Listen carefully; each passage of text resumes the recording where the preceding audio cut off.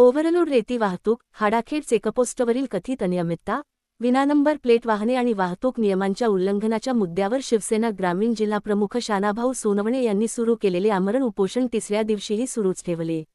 मागण्यांची ठोस पूर्तता आणि संबंधित प्रकरणांची योग्य चौकशी झाल्याशिवाय आंदोलन मागे घेणार नसल्याची भूमिका सोनवणे यांनी घेतली आहे.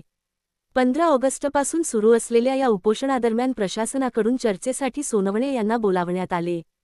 मात्र चर्चेत समाधानकारक आणि ठोस आश्वासन मिळाले नसल्याचे सांगत त्यांनी उपोषण सुरूच ठेवण्याचा निर्णय घेतला.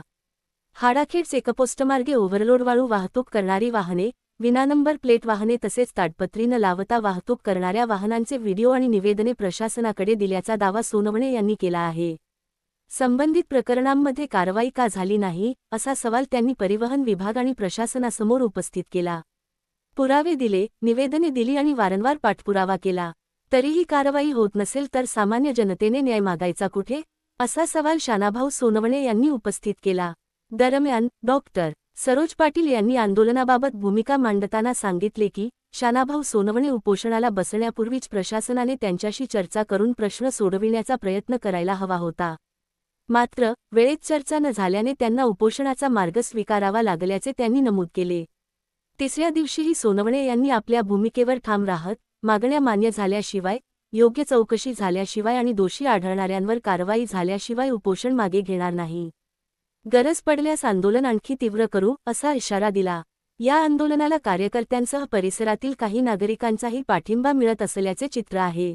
यावेळी श्रीमती सरोज पाटील, संजय मगरे, रावसाहेब इशी, आधार बोरसे यांच्यासह समर्थक उपस्थित होते.